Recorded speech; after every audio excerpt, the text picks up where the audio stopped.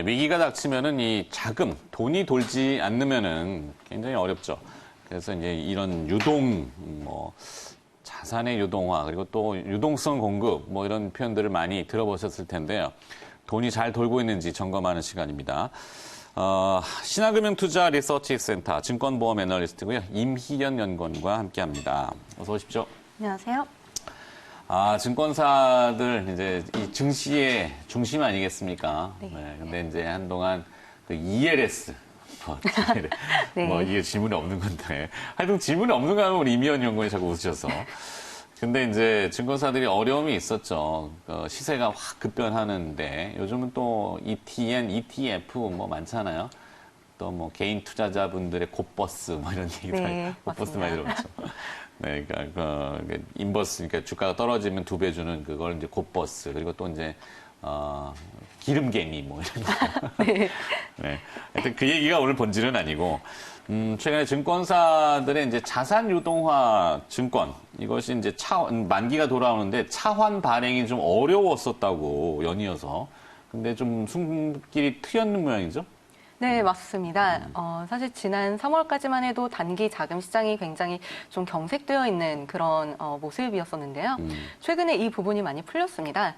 여기에 대해서 조금 이제 부가 설명을 드리자면은 지난 3월에 주식시장 변동성이 확대가 되면서 ELS 관련해서 마진콜이 좀 이제 그렇죠. 대규모로 발생을 하게 됐습니다.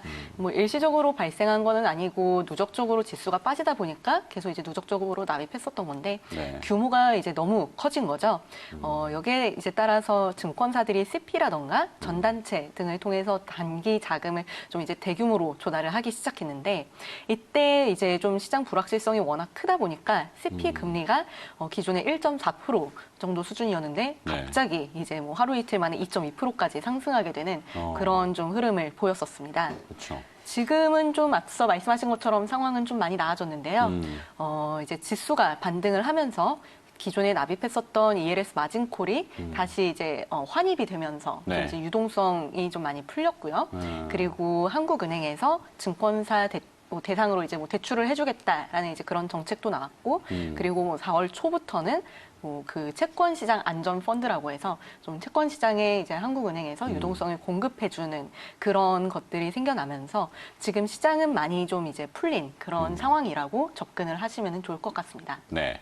그 ELS의 기초자산이 이제 홍콩 항생, S&P 500, 해외 유로스탁스 이런 것들인데 그쪽 시장도 확 무너지다 보니까. 네, 맞습니다. 이 ELS 구조화 측면에서 보면 국내 증권사가 이제 해외 거래사한테 해외 거래사가 이제 증거금 더 넣어 이렇게 하는 거 아니에요. 그러니까 네, 맞아요. 달러를 사야 되니까 네. 서울한시에서 달러 사다 보니까 환율은 급등하고 네. 그러다 보니까 이제 환이 또 공급이 딸리니까 우리나라는 또 미국하고 스왑 거래도 네. 체결하고 이런 건데 하여튼 증권사가 휘청거리면 모든 일이 피곤해지는데 조금 이제 나아졌군요. 한숨은 돌렸군요. 네, 맞습니다. 그중에서 부동산 관련된 프로젝트 파이낸싱이죠. PF. 네. 그 ABCP. 이런 위험도가 익스포즈 이게 다 전문 용어로 써 놓으셔가지고 네. 그 전단체 이러면 시청자분들 잘 모르세요. 네. 여전체, 은행체 이러면 잘 모르신단 말이에요. 그래서 설명을 해드려야 되는데 자. 부동산 PF, ABCP, 익스포저 현실화에 대한 우려가 큰데 이걸 자세하게 설명을 해 주십시오라고 원고에 써 있습니다.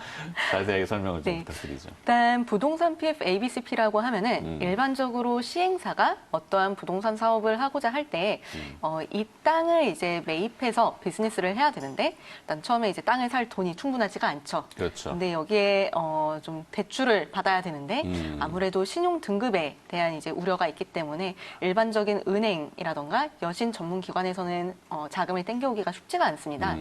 그래서 증권사들이 해주는 역할이 있는데 여기에 신용 보강을 해주는 거죠. 네. 예를 들면은 이 시행사의 신용 등급이 예를 들어서 트리플 B 마이너스다라고 하면은 증권사가 이제 여기에 대해서 보증을 서주면서 우리가 여기에 보증을 서면서 우리의 신용 등급인 더블 A 플러스를 씌워줄게 하면은 이제 시장에서는 이 시행사를 보고서 이제 그 돈을 이제 땡겨주는 게 아니라 이제 증권사의 보증을 보고서 이제 돈을 이제 쏴주는 거죠. 그러니까 시행사한테 증권사가 빚보증서 주는 거 아니에요? 맞습니다.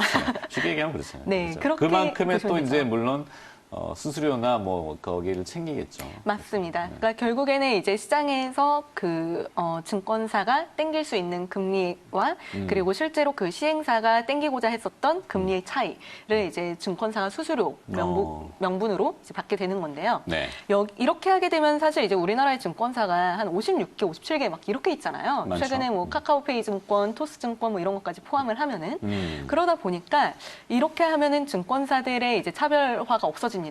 그래서 여기에 증권사들이 시행사들한테 추가적으로 더 해줄 수 있는 서비스는 만약에 뭐 예를 들어서 우리가 뭐 100억을 땡기려고 하는데 시장에서 이게 소화가 안 된다라고 하면은 그 100억을 증권사가 직접 이제 쏴주겠다라는 식으로 이거를 저희가 쉽게는 이제 매입확약이라고 합니다. 네. 아까 말씀드렸던 그 그 등급을 씌워주는 거는 신용보강이라고 하고요. 네. 이걸 다 통틀어서 저희가 채무보증이라고 부르는데 이 채무보증이 이제 실행이 되게 될 수 있다는 거죠. 왜냐하면 이 부동산 PF, ABCP에 대해서는 일반적인 CP 대비해서는 담보에 대한 신뢰도가 좀 낮기 때문에 아무래도 CP 자체가 그 단기 자금 시장에서 소화가 되게 어려울 때에는 부동산 PF, ABCP 같은 경우에는 더 어려워질 수 있는데 네.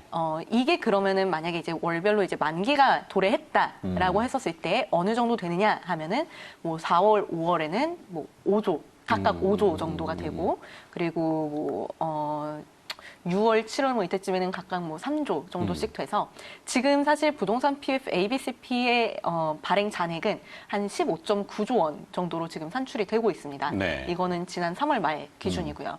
근데 이게 만약에 만기가 됐는데 시장에서 소화가 안 되면은 앞서 말씀드렸던 것처럼 증권사들이 떠안아야 되는데 과연 그럴 수 있는 자금이 있느냐, 충분한 유동성이 있느냐에 대한 이제 우려가 기존에는 좀 있었습니다. 네, 앞서 말씀드린 것처럼 지금은 시장이 좀 풀렸기 때문에 그리고 정책적인 지원이 지금은 이루어지고 있기 때문에 네. 기존의 그런 우려는 다 이제 해소되는 국면이다라고 접근을 하시면 될 것 같습니다. 그렇죠.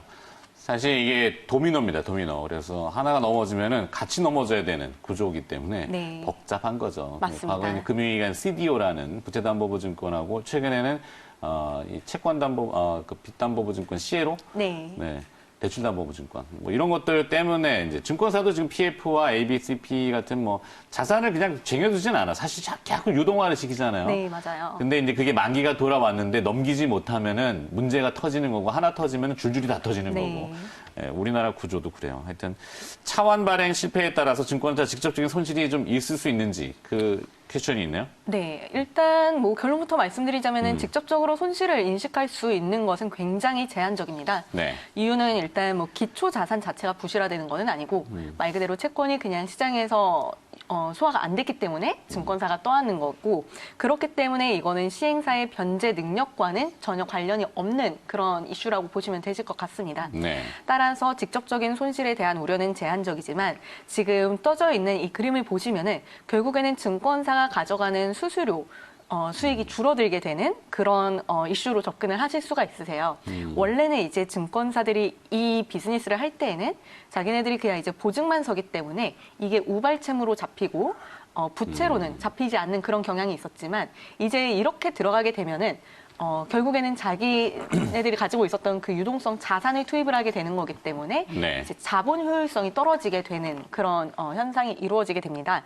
그렇기 때문에 전반적으로 수익성 훼손에 대한 우려는 존재하지만 직접적인 손실을 인식하게 되는 것은 굉장히 제한적이다라고 정리를 해드릴 수 있을 것 같고요. 네. 그리고 아무래도 앞서 말씀드렸던 것처럼 계속 강조드리지만 네. 네, 한국은행에서 워낙 이제 지원을 잘 해줘서 지금 이렇게 증권사들이 떠안는 부분도 지금은 리스크가 좀 많이 줄어들고 있는 그런 그런 환경이 지금 조성되고 있습니다. 네. 네. 짧은 시간 안에 다 얘기하기는 굉장히 어려운 내용이에요. 애널리스트 수준에서 지금 말씀을 하시는 거니까. 근데 복잡한 구도의 그림을 그려주고 시청하시는 분들은 뭔 외계인 용어를 하고 그래 할 수 있거든요. 네. 지금 뭐 UFO도 등장했다고 미국에서 국방부가 얘기를 했는데 외계인 용어는 아니고 결국 이 논의를 하는 것은 과거에는 은행, 증권, 건설주가 트로이카 종목이라고 그렇게 했잖아요. 네. 풍부한 유동성이 시중에 있으면은 그런 주식들이 각광을 받는데 며칠 전에 은행주가 먼저 살짝 반응을 네. 했어요. 그러면 이제 증권주도 조금 반응할까? 그래서 지금 증권회사에 네. 대한 점검을 하고 있는 거다. 이렇게 네. 결론하면 되잖아요. 그죠? 네, 맞습니다. 네. 자, 그래서 지금 그 내용들을 플로우를 봤는데 별 이상이 포착되는 건 없다. 네. 이렇게 하고 그러면은 조금 이제 결론 쪽으로 도달을 해야 될 것 같은데, 한 2분 남았습니다. 네. 네. 결론으로 가봅시다. 뭘로 갈까요, 결론? 결론은 결국에 이제 투자 전략이겠죠. 그렇죠. 증권주에 네. 대한 증권회사에 대한 투자 전략? 앞서 말씀하셨던 것처럼 이제 은행주가 반등이 최근에 좀 세게 나왔고, 네. 사실 이제 최근에 그 모든 섹터의 종목들이 다 한 번씩 돌아가면서 반등을 좀 세게 시연을 했었던 것 순환하는 같아요. 구조가, 네. 근데 이제 증권 업종은 조금 이제 소외되는 그런 그림을 보였는데, 일단 개인적인 의견으로 말씀드리자면은 지금 증권사들의 1분기 실적이 굉장히 지금 부진할 것으로 예상이 되고 있습니다. 네. 아무래도 ELS 관련해서 좀 손실을 1분기에 잡았었던 부분이 1분기 실적에는 좀 크게 잡힐 것으로 보고 있고요. 네. 그렇기 때문에 이제 증권사들 이제 주가가 지금 움직이기에는 사실 쉽지 않은 상황이고요. 참고로 이제 실적 발표 일정은 뭐 증권사들 같은 경우에는 어제 저녁에 이제 NH투자증권, 미래에셋대우가 실적이 나왔고요. 네. 그리고 그 외에 이제 종목들 같은 경우에는 아무래도 이제 그 분기 보고서 그 마감일까지 네네. 이제 좀 순차적으로 나올 것으로 예상이 되고 있습니다. 아무래도 실적을 한번 확인하고 가고자 하는 그런 움직임이 저는 포착이 될 거라고 생각이 들고요. 사실 그렇게 되면 조금 주가는 이미 그때 많이 움직여 있을 수도 있어요. 지금은 사실 뭐 담게 뭐 나쁘지 않은 타이밍이라고 보고 있고 탑픽으로는 저는 지금 키움증권 말씀드리고 있습니다. 키움증권. 네, 동학개미운동. 네, 가장 최대 이제 수혜주죠. 그리고 추가적으로 이제 유동성 관점에서 접근했을 때에는 상대적으로 리스크 프리한 그런 국면도 분명히 있고요. 네. 그리고 이제 그 외에 단기적으로는 한국금융지주 그리고 삼성증권과 같은 이제 대형 초대형 IB들이 아무래도 이번 대출 프로그램에서는 수혜를 좀 입을 수 있겠다라고 저는 보고 있습니다. 알겠습니다. 여기까지 듣도록 하겠습니다. 신한금융투자리서치센터 증권보험 애널리스트고요. 임희연 연구원이 수고해 주셨습니다. 고맙습니다. 네, 감사합니다.